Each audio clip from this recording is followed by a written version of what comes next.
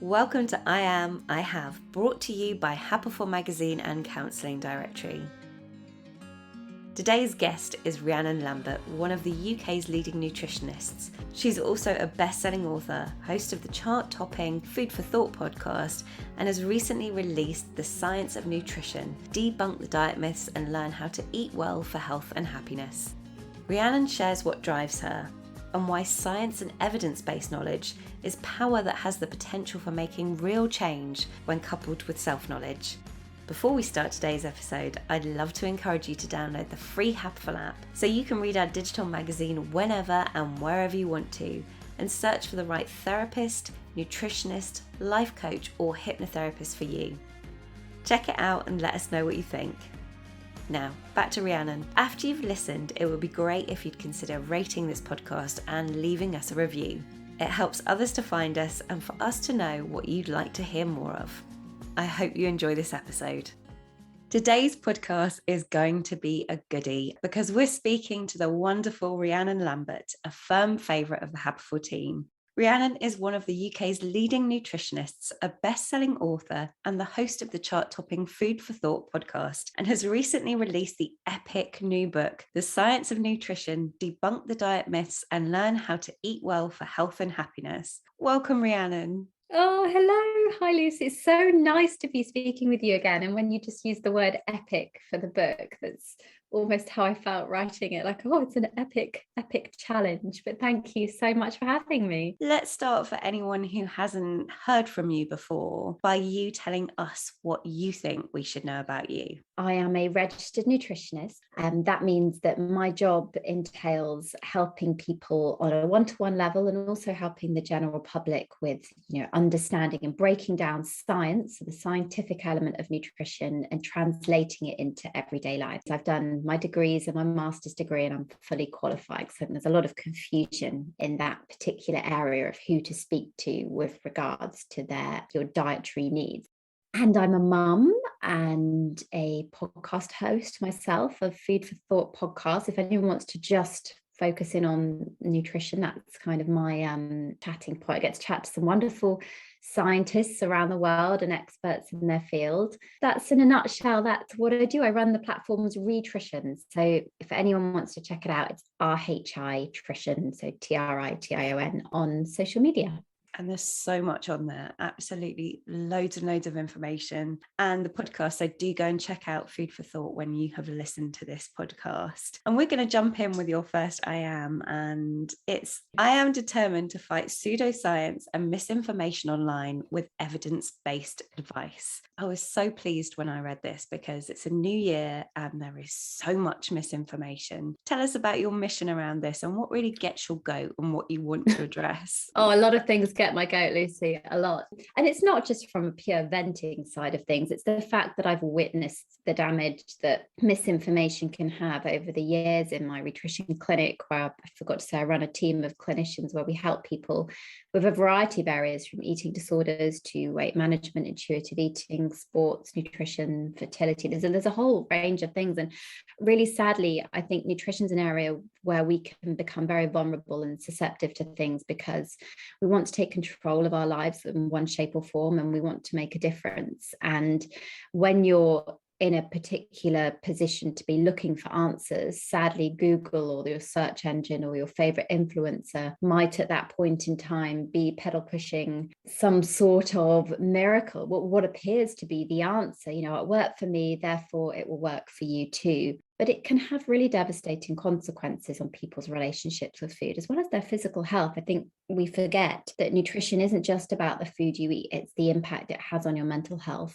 on your social interactions, on the chemical functioning of your body on a different level. So I've spent my life training from being a singer before. My previous background was in the music industry before I even went down the road, and I experienced myself misinformation. I believed that to be healthy, you live on diet products, basically. That's what I thought wrongly many moons ago, that was the answer. So I think just from experiencing it, witnessing it in my clinic with my clients, having a profile online and hearing stories from people on a daily basis who are impacted by misinformation, it all gets my goat, Lucy, because it's just, you only really need 4 or 5 supplements in the world, not a million. You don't need fatty diets, and they don't hold the answers for people.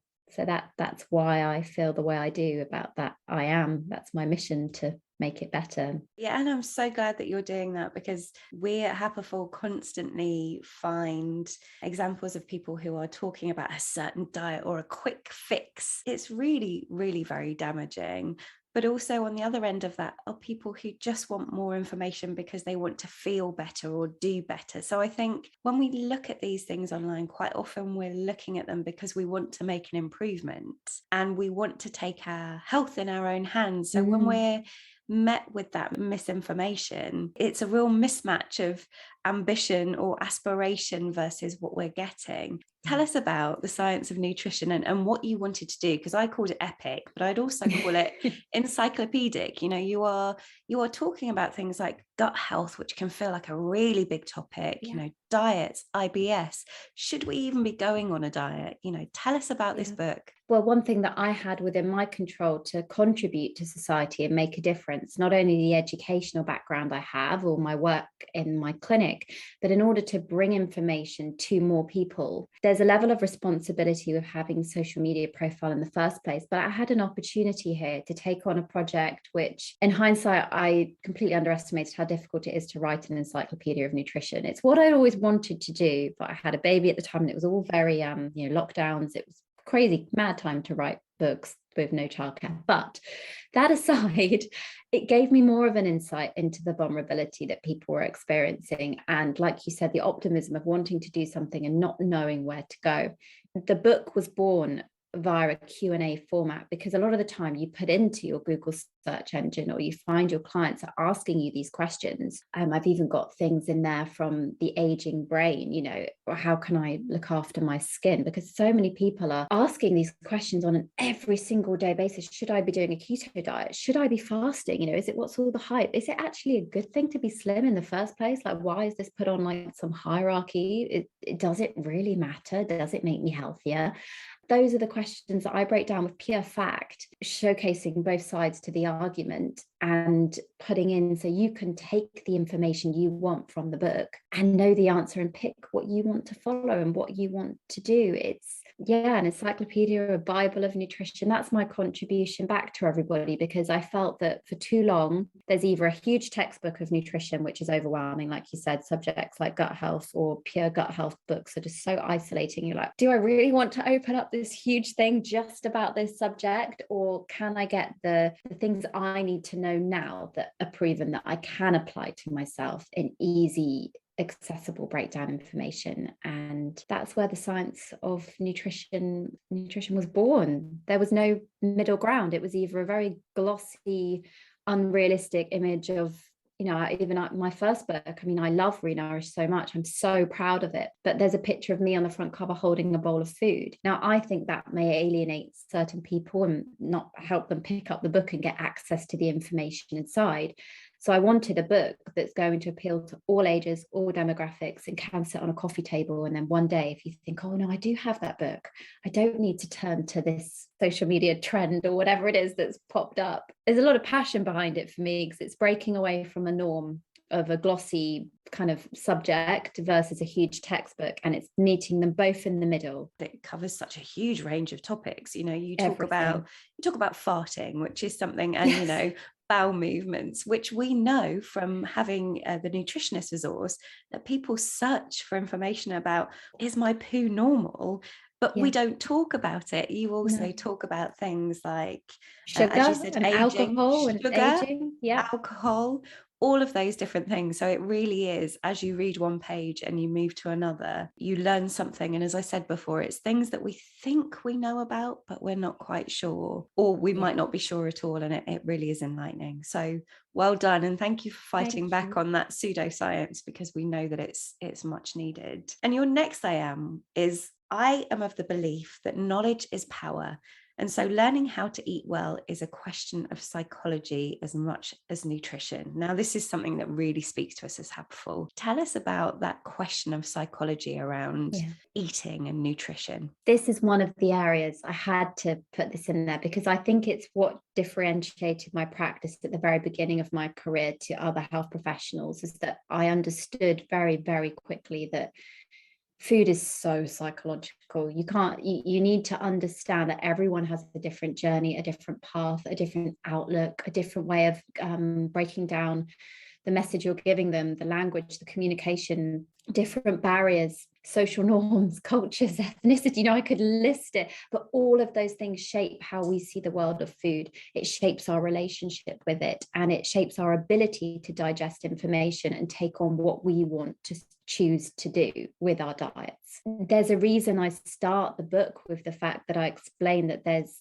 many research diets in the world, but the most popular are the Mediterranean, perhaps the Japanese diets and Norwegian diets. And this is where a lot of literature emerges from, but that may not take into account someone that's living in Africa on a completely different type of diet to one that's heavily researched in the Mediterranean, applying to their heart health or longevity. So that's the environmental kind of background of circumstance. But then you've got how you grew up in the world. Let's have a big think about how this shapes our psychology and our perceptions on what is seen as a good food, for instance, or bad food, or the done thing, the etiquette around food. How do you eat it? Do you sit at the table with your family? Do you have it on the sofa? Is there always dessert? Is it a lot of rules that dictate your relationship with it and how you approach it? And I felt that one big barrier to getting behavior change when it comes to dietary aspects is that this isn't taken into account. You've got public health messages which have to be there, like, eat less, move more, which is absurd when you think about it, because we're using calculations that are not accurate, 100% accurate. Anyway, that's in the book. That's another story. The calories subject is in the science of nutrition, but these are messages that are drummed into us, and ones that you may not realize are psychologically ingrained, and we've all got in the back of our heads when we eat every meal, or you'll think about it on a daily basis. And in order to understand how to eat well, you need to understand that part of your journey and what's happened.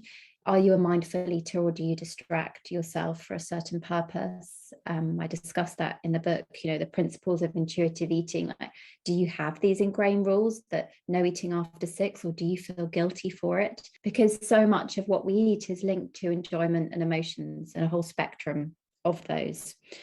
So my big I am, and one of the big things I wanted to do was make sure this book does at least have elements of covering the whole spectrum of it, so you can make informed choices. Knowledge is definitely power, but you need to understand how you tick and how you see food in order to access it. And that's been the barrier with public health nutrition for so many years. It's so hard. We don't have the capacity to give everyone the access to a psychologist and a nutritionist. But if we can just tell people, look, it's okay, you're unique, this is how you function, this is how you see the world, have a think about how this person sees the world, and that's why one diet won't fit everybody. These kind of ways of breaking it down.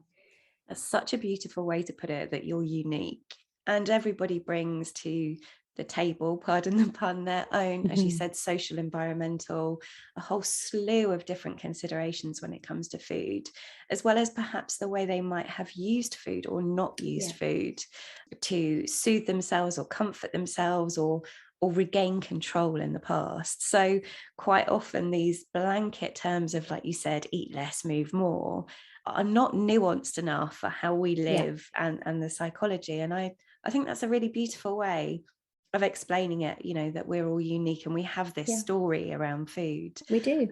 And knowledge being power, but also self-knowledge. Yeah, because if you don't know yourself or identify what you're actually trying to achieve underneath it all, it's very difficult to implement anything, and you'll hit a wall. And that's where there's a reason that most behavior changes don't continue or last. And a lot of the time in psychology land, we have different Freudian belief systems and different ways of looking into changes and stages of changes. But ultimately, nutrition is deeply, deeply rooted with how we think and feel. It's fascinating. Yeah. I mean, it makes private practice so rewarding and intriguing and interesting, because no client, I've seen so many over the decade. You think how many clients you probably, there no single one is ever the same. And it blows my mind sometimes that we get warped into in society this position of thinking there's one diet that fits all or one size that fits all, because it's just so, if you think about it, it's ludicrous. How could that ever be the case? Sadly, not everyone's tuned in, or they have that self switched on where they can see they're deserving and worthy of being unique. That's also a challenge. I agree. And what I love about everything you talk about is it debunks those kind of, as you said, ingrained messages that we've had as we're growing up. I'm in my 40s and I know that I have that deeply ingrained from when I was growing up, and there was certain milkshake diets and certain Yes. in the trends, the way that models looked when I was in my teens. Theoretically, I know that we are all different. There is still some of that remains, and I have to actively work upon rallying against that. So it's not always easy, is it? It is far from easy. It is so far from easy that it's almost really sad, because it's painted as, well, you're a failure if you can't just switch off those thoughts. Well, obviously that's the case. That's not how our mind works. Things that are so ingrained are really, really concretely there. It's like an internal mental battle.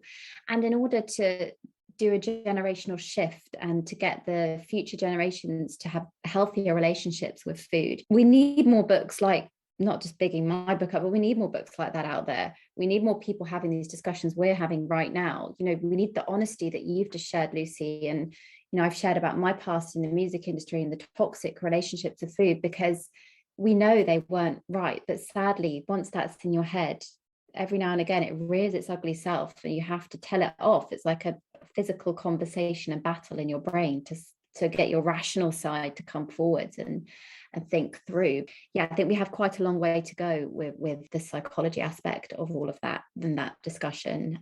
But you can definitely learn a lot from your mood and the food that you eat and the things that you choose to consume, because there are so many links. We know now the gut health can have a huger and larger impact on recovering from depression, for instance, rather than medication, which was huge. The SMILES trials that came out, that was fascinating research, knowing that food can do that.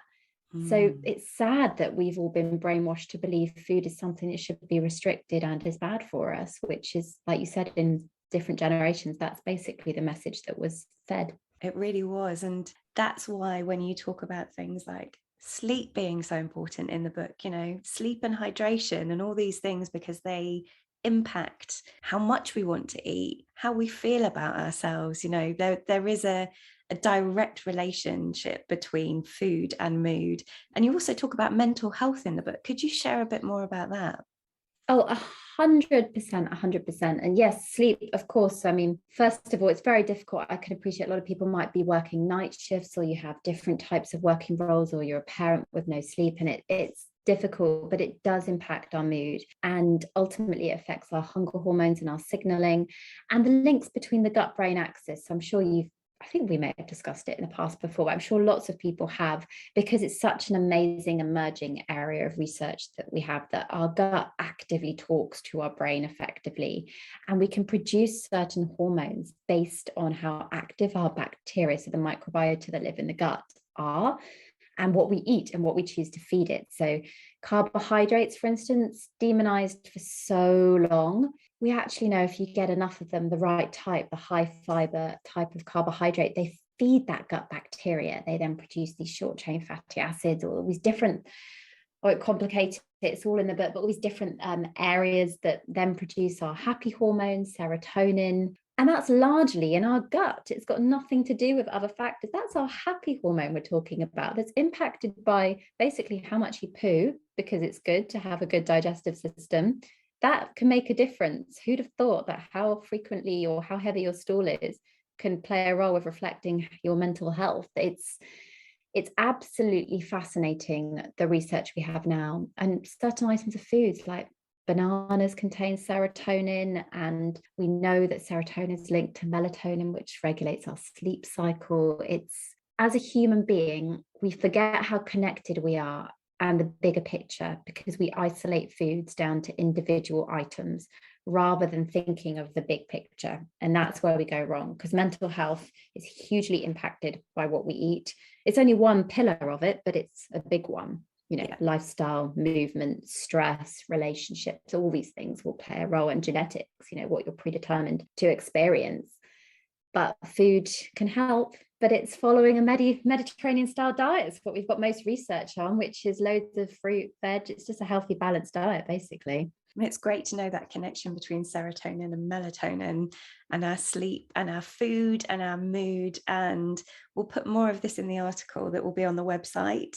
But also, again, the best place to go is the book and Rhiannon's podcasts to find out much, much more about this. And I'm so fascinated, as I said before. We're going to move on to your next I am, which is I am proud to support so many people's nutrition and health through my clinic, books and podcast.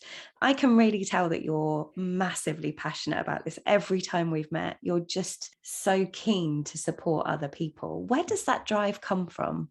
It is genuinely the reason I wake up in the morning to do my job.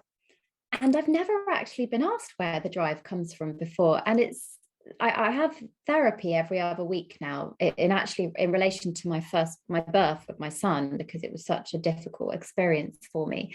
And something came out within it that I'd never really thought of before. And it was just that I find it very, I'm just very empathetic. I feel other people's emotions. I just always have been since I was a young girl. I then find it very difficult myself sometimes to switch off from that. So it's been an interesting discussion. So it's interesting you asked that question, because I genuinely know from experiencing it firsthand and from coming from a really different background to the one I find myself in now, and experiencing different things growing up and being self-sufficient from the age of 16, pretty much, earning a living and paying my rent and doing all of this sort of thing. I just saw such catastrophic impacts of such simple things that can change. And I think what drives me is just knowing that if you can have support or kindness from one person supporting you along your journey. That's why I loved my clinical practice. And that's why I started it at the beginning, was, wow, I can really help someone get a grip on this one area of their life, which will make them feel better. I do feel that people don't have enough support. They don't have anyone to talk to. And sometimes if you're able to get a grip on something that could easily go wrong, if you don't approach it in the right way, it can make such a big difference. So I love it. It really changes people. That empathetic nature you have is really evident, but also it's that feeling of knowing how it feels to be alone when you're struggling with food and eating. If you can help someone else with that, because it is, like we've talked about, such a personal thing. Yeah. Sometimes it's so hard to get your way out of a problematic or just a confused relationship with your own nutrition. It's debilitating for people. It's sad. It can be, like we said, the psychological element, isolating, very lonely place to be when you're struggling with your nutrition or your food. And, a lot of people just wrongly assume nutrition is just about aesthetics. It's so wrong. I would say maybe 3% of our clinical practice is involved in that shape of capacity.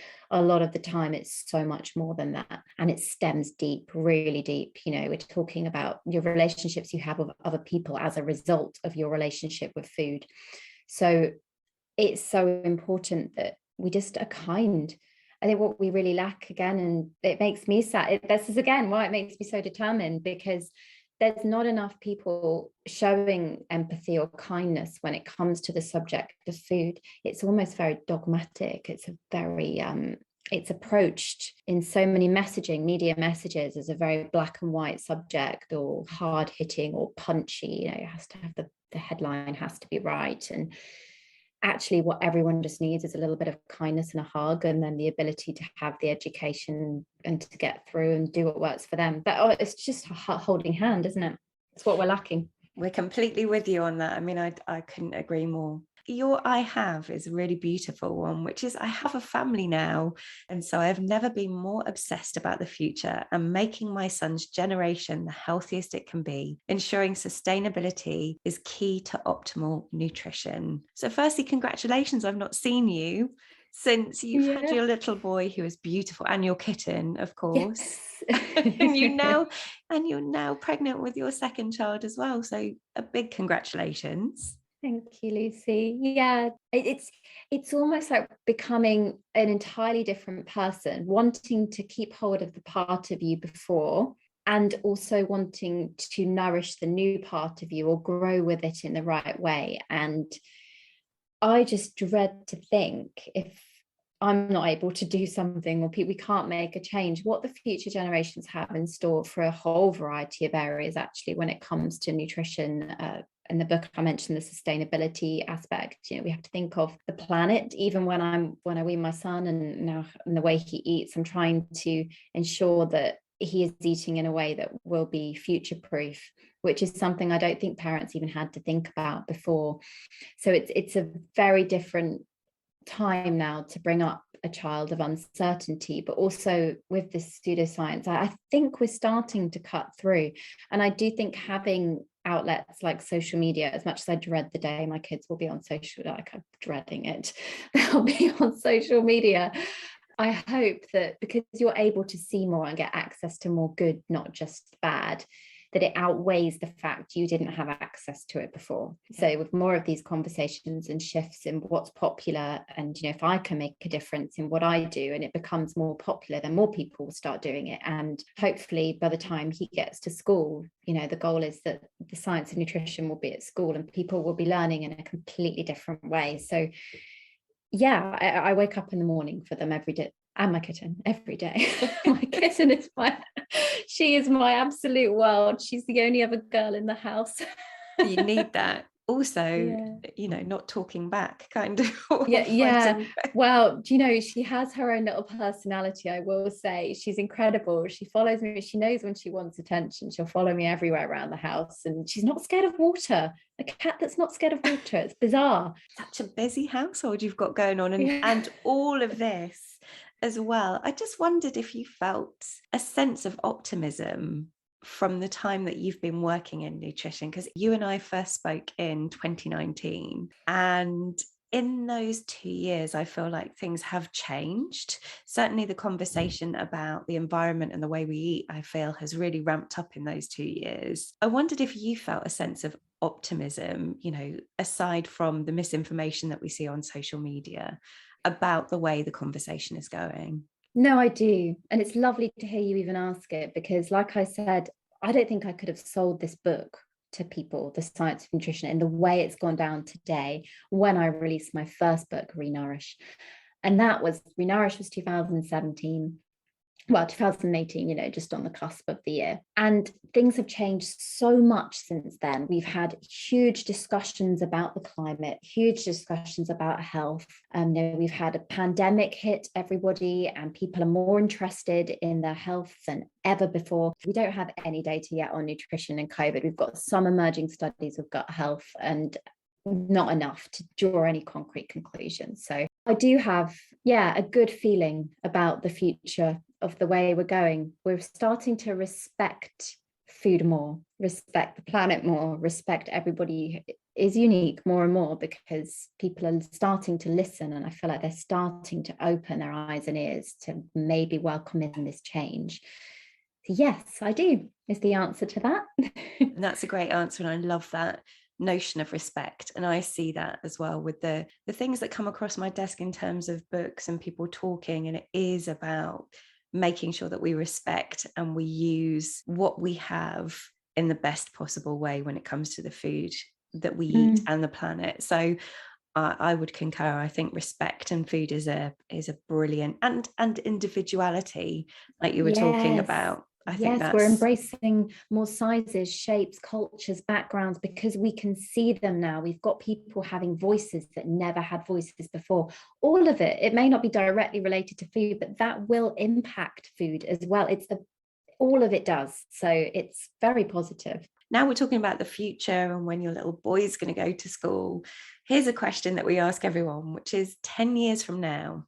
So if you could meet Rhiannon 10 years from now, and you sit together and she says something to you, what do you hope she would say about the future? Oh, the dream, the 10-year dream would be, but there are no fad diets now. Because they don't exist anymore, because we learned. That would be brilliant, wouldn't it? I mean, if I could tell myself in 10 years' time that everything I campaigned for and put so much heart and soul into has just improved. It's almost like one of those Netflix documentaries or films, when they look back and things are just totally different now to how they were before.